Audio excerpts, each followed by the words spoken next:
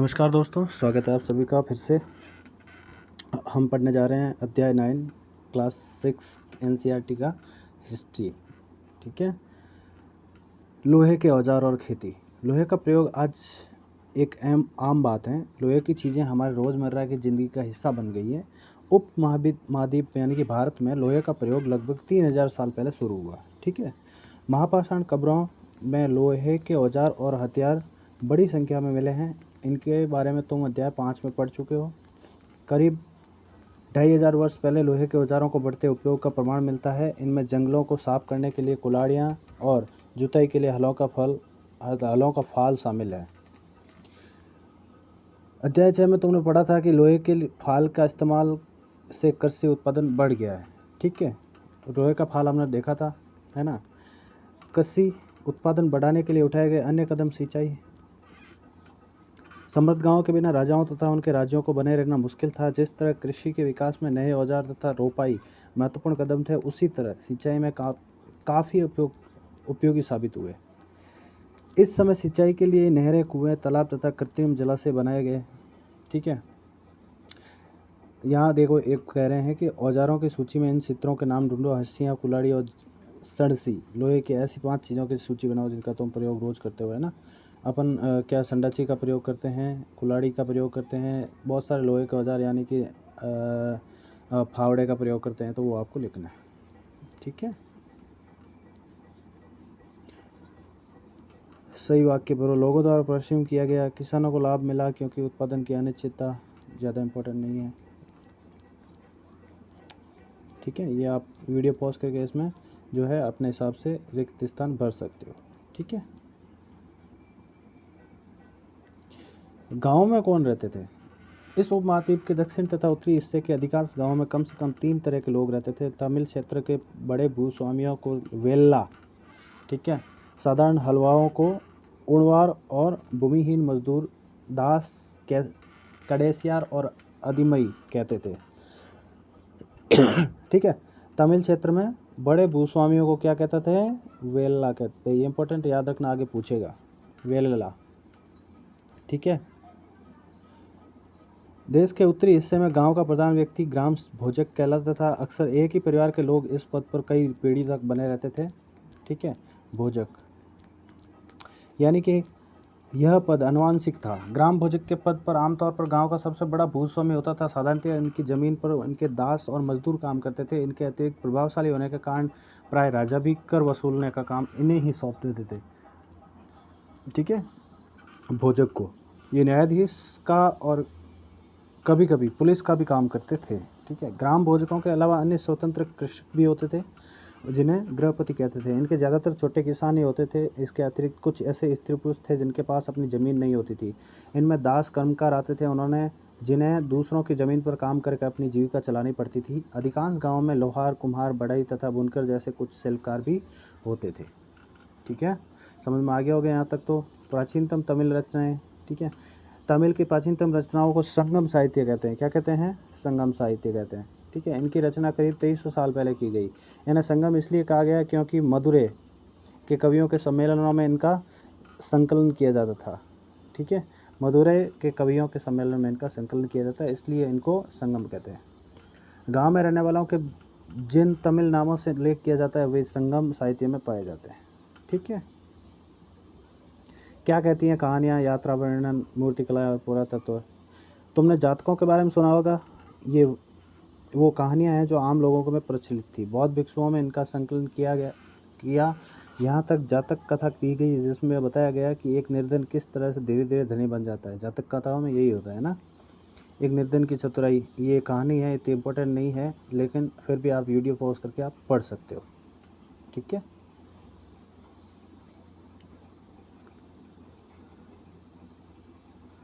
प्राचीन नगरों के जीवन के बारे में हम कुछ अन्य स्रोतों से भी पता चल सकता है। ठीक है। शहरों, गांवों या फिर जंगलों के जीवन से जुड़ी घटनाओं का मूर्तिकार कलात्मक ढंग से उकेरते थे। इन मूर्तियों को ऐसी इमारतों की रेलिंग, खंभों या प्रवेश द्वारों पर सजाया जाता था जहां लोग आते जाते थे। ठीक है। ये देखिए, यहाँ पे आपको दिल्ली में वलय कूप हड़प्पा की जल निकास व्यवस्था से कैसे भिन्न है। दिल्ली में मिला वलय कूप है, ये छल्लों के आकार का जो खंभे होते थे, ठीक है। सांची की मूर्तिकला, यह मध्य प्रदेश में स्थित सांची की मूर्तिकला का नमूना है। इसमें शहर के जीवन का दृश्य है, ठीक है। ये देखिए आप, सांची का स्तूप ऐसा इतना कला से भरा हुआ, ठीक है, बहुत शानदार लग रहा है, ठीक है। अध्याय 6 में वर्णित अनेक शहर महाजनपदों की कहानी। राजधानी, अनेक शहर महाजनपदों की राजधानी थे। जैसा कि तुमने पढ़ा, इनमें से कुछ शहर परकोटे से घिरे होते थे। परकोटे मतलब बड़ी बड़ी दीवार। जैसा कि तुम ऊपर के चित्र में देख रहे हो, अनेक शहरों में विलय कूप मिले हैं। वे विलय कूप गुस्लखाने, नाली या कूड़ेदान के लिए प्रयुक्त होते थे। प्राय ये विलय कूप लोगों के घरों में होते थे। महलों, बाजारों या आम घरों के अवशेष बहुत कम मिले हैं। संभवतः लकड़ी, मिट्टी व कच्ची ईंटों का छप्पर से बने होने के कारण ये ज़्यादा समय तक टिक न पाए हो। भविष्य में पुरातत्वविद इनकी खोज कर सकते हैं। प्राचीन शहरों के बारे में वहां गए नाविकों तथा यात्रियों के विवरणों द्वारा पता चलता है कि ऐसा ही एक विस्तृत विवरण किसी अज्ञात यूनानी नाविक का है। जिन जिन पत्तनों पर वह गया, वह सभी के बारे में उसने लिखा, ठीक है। भरूच को ढूंढो, अब उसके लिए दिए गए विवरण को ढूंढो, ठीक है। अब इसमें ये थोड़ी सी क्या है, हिमालय के बारे में है थोड़ा, ठीक है। बेरीगाजा भरूच यूनान की कहानी है। ये आप थोड़ा वीडियो को पॉज करके देख सकते हो, ठीक है। सिक्के, प्रश्न 90 पर दी गई कहानी में तुमने देखा कि किस तरह सिक्कों के आधार पर संपत्ति का मूल्यांकन किया गया। पुरातत्वविदों इस युग में हजारों सिक्के मिले हैं। सबसे पुराने आहत सिक्के थे। आहत मतलब कि एक तरफ से चोट करके बनाए गए ऐसे सिक्के होते थे, ठीक है। इनको आहत सिक्के कहा गया है। दूसरी तरफ से खाली होते थे, ठीक है, जो करीब 500 साल चले। इसका चित्र नीचे दिया गया है। चांदी या सोने के सिक्कों पर विभिन्न आकृतियों को आहत कर बनाए जाने के कारण इन्हें आहत सिक्का कहा गया, ठीक है। आहत मतलब चोट करना, ठीक है। विनिमय के अन्य साधन, ठीक है। ये थोड़ी सी कहानी है, तो आप एक बार वीडियो पॉज करके पढ़ सकते हो। अपने एग्जाम पॉइंट ऑफ व्यू से इतना इम्पोर्टेंट नहीं है, इसलिए आप इसको जो है स्किप करते जा रहे हैं, ठीक है। अनेक गतिविधियों के केंद्र कौन होते थे? नगर। अक्सर नगर कई कारणों से महत्वपूर्ण हो जाते थे। उदाहरण के लिए मथुरा नगर 2500 साल से भी ज़्यादा समय से एक महत्वपूर्ण नगर रहा है, क्योंकि यह यातायात और व्यापार दो मुख्य रास्तों पर स्थित था। इसमें से एक रास्ता उत्तर पश्चिम से पूर्व की ओर, दूसरा उत्तर से दक्षिण की ओर जाने वाला था। शहर के चारों ओर किलेबंदी थी। इसमें अनेक मंदिर थे। आसपास के किसान तथा पशुपालक शहर में रहने वालों के लिए भोजन जुटाते थे। मथुरा बेहतरीन मूर्तियों का केंद्र था, ठीक है। क्या था? मथुरा बेहतरीन मूर्तियों का केंद्र था, ठीक है। लगभग 2000 साल पहले मथुरा कुषाणों की दूसरी राजधानी बनी। इसके बारे में तुम अध्याय में पढ़ोगे। मथुरा एक धार्मिक केंद्र भी रहा है। यहाँ बौद्ध विहार और जैन मंदिर हैं। यह कृष्ण भक्ति का एक महत्वपूर्ण केंद्र था, ठीक है। मथुरा में प्रस्तर खंडों तथा मूर्तियों पर अनेक अभिलेख मिले हैं। आमतौर पर यह संक्षिप्त अभिलेख है जो स्त्रियों और पुरुषों द्वारा मठों या मंदिरों को दिए जाने वाले दान का उल्लेख करते हैं। प्राय शहर के राजा रानी, अधिकारी, व्यापारी तथा शिल्पकार इस प्रकार के दान करते थे। उदाहरण के लिए मथुरा के अभिलेख में सुनारों, लोहारों, बुनकरों, टोकरी बुनने वालों, माला बनाने वालों तथा इत्र बनाने वालों के लेख मिलते हैं। शिल्प तथा शिल्पकार, पुरास्थलों में शिल्पों के नमूने मिले हैं। इनमें मिट्टी के बहुत से पतले और सुंदर बर्तन मिले हैं, जिन्हें उत्तरी काले चमकीले पात्र कहा जाता है, क्योंकि ये ज़्यादातर उपमहाद्वीप के उत्तरी भाग में मिले हैं तथा ये प्राय काले रंग के होते हैं और इनमें कुछ खास चमक होती है। ध्यान रहे कि अन्य दूसरे शिल्पों के अवशेष नहीं बचे होंगे। जैसा कि विभिन्न ग्रंथों में पता चलता है कि कपड़ों का उत्पादन बहुत महत्वपूर्ण था। उत्तर में वाराणसी और दक्षिण में मदुरै इसके प्रमुख केंद्र थे। किसके? कपड़ों के। यहाँ स्त्री पुरुष दोनों काम करते थे। अनेक शिल्पकार तथा व्यापारी अपने अपने संघ बनाने लगे थे, जिन्हें श्रेणी कहा जाता था, ठीक है। शिल्पकारों को श्रेणियों का काम प्रशिक्षण देना, कच्चा माल उपलब्ध कराना तथा तैयार माल का विवरण करना था, जबकि व्यापारियों की श्रेणियां व्यापार की संचालन करती थी। श्रेणियां बैंकों के रूप में काम करती थी, जहां लोग पैसा जमा करते थे। इस धन का निवेश लाभ कमाने के लिए किया जाता था तथा उससे मिले लाभ का कुछ हिस्सा जमा करने वाले को लौटा दिया जाता था या फिर मठ आदि धार्मिक संस्थानों को दिया जाता था, ठीक है। तो श्रेणी क्या थी? शिल्पकार और व्यापारी अपने अपने संघ बनाने लगे थे, जिन्हें श्रेणी कहते थे, ठीक है। सूत काटने और बुनने के नियम, ये थोड़ा सा इंपॉर्टेंट हो जाता है, पढ़ लेते हैं इसको, ठीक है। ये नियम अर्थशास्त्र के हैं। अध्याय 8 में अर्थशास्त्र का उल्लेख मिलता है, जो आपने देखा था चाणक्य के द्वारा लिखा गया था। इसमें वर्णन किया गया है कि किस प्रकार के विशेष पदाधिकारी की देखरेख में कारखानों में सूत की कताई और बुनाई की जाती थी। ऊन, पेड़ों की छाल, कपास, पटुआ तथा सन को तैयार करने में के काम में विधवाओं, सक्षम अक्षम महिलाओं, भिक्षुणियों तथा वेश्याओं, राजा की अवकाश प्राप्त दासियों, सेविकाओं और अवकाश प्राप्त देवदासियों को लगाया जा सकता है। इन्हें इनके काम और गुणवत्ता के अनुसार पारिश्रम देना चाहिए। जिन महिलाओं को बाहर निकालने की अनुमति नहीं है, वे दासियों को भेजकर कच्चे माल को मंगवा सकती है और फिर माल उन्हें भिजवा सकती है। वे औरतें जो कारखानों तक जा सकती हैं, उन्हें अपना माल कारखाने तक तड़के ले जाना पड़ता था, जहां उन्हें पारिश्रमिक मिलता था। इस समय माल को अच्छी तरह से जांचने के लिए रोशनी रहती है। अगर निरीक्षक उस औरत की तरफ देखता है या इधर उधर की बातें करता है तो उसे सज़ा मिलती थी। ठीक है, कठोर कानून भी थे। अगर औरत ने अपना काम पूरा नहीं किया है तो उससे जुर्माना देना होता था। इसके लिए उसका अंगूठा भी काटा जा सकता था। ये थोड़ा सी गलत बात है। ठीक है। सूक्ष्म निरीक्षण केडू। ठीक है, केडू पांडुचेरी में है। ठीक है, रोम के बारे में जानकारी पढ़ो। लगभग 2200 से 1900 साल पहले केडू एक पत्तन था। ठीक है, यहाँ दूर दूर से आए जहाज़ों को सामान उतारे जाते थे। पत्तन किसको कहते हैं? बंदरगाह को कहते हैं। क्या कहते हैं? पत्तन। ठीक है, तो बंदरगाह को पत्तन कहते हैं। यहाँ ईंटों से बना एक ढांचा मिला है जो संभवतः गोदाम रहा हो। यहाँ भूमध्य सागरीय क्षेत्र में एम्फोरा जैसे पात्र मिले। इनमें शराब या तेल जैसे तरल पदार्थ रखे जा सकते थे। इनमें दोनों तरफ पकड़ने के लिए हत्थे लगे थे।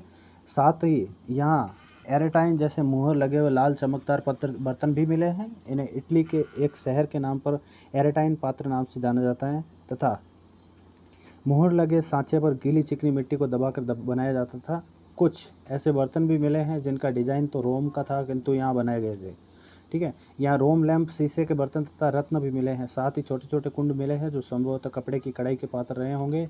यहाँ पर शीशे और अर्ध बहुमूल्य पत्थरों से बन के बनाने के पर्याप्त साक्ष्य मिले हैं। ठीक है, तो अब हम देखते हैं अन्यत्र, जैसा कि हर चैप्टर के बाद में हम देखते हैं। रोम को ढूंढो। यह यूरोप के सबसे पुराने शहरों में से एक। इसका विकास लगभग तभी हुआ जब गंगा के मैदान के शहर बस रहे थे। रोम एक बहुत बड़े साम्राज्य की राजधानी था। यह यूरोप, उत्तरी अफ्रीका तथा पश्चिम एशिया तक फैला साम्राज्य था। इसके सबसे महत्वपूर्ण शासकों में से एक ऑगस्टस ने करीब 2000 साल पहले शासन किया था। उसने कहा था कि रोम ईंटों का शहर है जिसे मैंने संगमरमर का बनाया। ठीक है, ऑगस्टस ने और उसके बाद के शासकों ने कई मंदिर तथा महल भी बनाए। ऑगस्टस ने बड़े बड़े रंगमंडल यानी कि एम्पी थिएटर बनवाए। इनमें चारों तरफ दर्शकों के बैठने की सीढ़ीनुमा जगह होती थी। यहाँ लोग विभिन्न प्रकार के कार्यक्रम देख सकते थे। उन्होंने स्नानागार भी बनाए जहाँ स्त्रियों तथा पुरुषों के लिए अलग अलग समय निर्धारित थे। यहाँ लोग एक दूसरे से मिलते थे और आराम करते थे। ठीक है, बड़े जलवाही सेतु यानी कि एक्वाडक्ट के जरिए शहर के स्नानघरों, फव्वारों और गुसलखानों के लिए पानी लाया जाता था। ठीक है, तो ये कुछ उपयोगी शब्द हैं। लोहा, गांव, सिंचाई, संगम का मतलब कि मिलना। ठीक है, दो या ज़्यादा चीज़ों का एक साथ मिलता है तो संगम।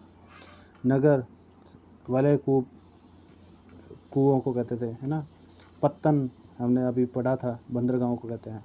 ठीक है, श्रेणी किसका होता था? संघ होता था व्यापारियों का। ठीक है, खाली जगह पर हो। तमिल में बड़े भूस्वामियों को क्या कहते थे? ये देखो यार, कहते थे वेल्ला, है ना, वेल्ला कहते थे, वेल्ला। ग्राम भोजक को जमीन पर प्राय द्वारा खेती की जाती थी। प्राय ग्राम भोजकों की ज़मीन पर किनके द्वारा? कामगारों के द्वारा, जो गुलाम होते थे उनको द्वारा खेती की जाती थी। ऐसे ही आपने अभी मेरे साथ में पढ़ा था तो दो तीन बार प्रैक्टिस कीजिए, आपको समझ में आ जाएगा। कुछ त्रुटियां देख लेते हैं। मैं इसलिए जल्दी आगे बढ़ रहा हूँ क्योंकि अपने पास में लिमिटेड टाइम होता है। ज़्यादा बड़ा वीडियो हो जाता है तो उसको जो है देखने में आपको भी आलस आता है और अपलोड करने में मुझे भी प्रॉब्लम होती है, इसलिए। ठीक है, उपमहाद्वीप में लोहे के प्रयोग की शुरुआत करीब 3000 साल पहले हुई। लोहे के प्रयोग में बढ़ोतरी नगर आहत सिक्के करीब 2500 साल पहले हुए। संगम साहित्य की रचना कब हुई? 2300 साल पहले। अरीमा केडू का पतन 2200 से 1900 साल पहले। ठीक है, तो सही जवाब ढूंढो, इसमें थोड़ा देख लेते हैं। वलय कूप का प्रयोग कब कहाँ कैसे किया जाता था? वलय कूप का प्रयोग किया जाता था नहाने के लिए, कपड़े धोने के लिए, सिंचाई के लिए, जल निकास के लिए। तो इसके लिए किया जाता था वलय कूप का नहाने के लिए, ये सही है। ठीक है, आहत सिक्के चांदी के बने होते थे, है ना। आहत सिक्के हमेशा चांदी के बने होते थे, सोने के भी होते थे लेकिन चांदी के ज़्यादा होते थे। मथुरा महत्वपूर्ण क्या है? मथुरा क्या है? धार्मिक केंद्र है। क्या है? धार्मिक केंद्र। ठीक है, श्रेणी किसको कहते थे? संघ होता था, है ना। किसका संघ होता था? पशुपालकों का या शिल्पकारों का संघ होता था। ठीक है, दोनों ही सही है। चलिए, तो यहाँ पे आपका जो है ये चैप्टर 9 ख़त्म हो जाता है। अगला चैप्टर होगा 10वां, व्यापारी, राजा और तीर्थयात्री। तब तक के लिए नमस्कार। चैनल सब्सक्राइब कीजिए। धन्यवाद।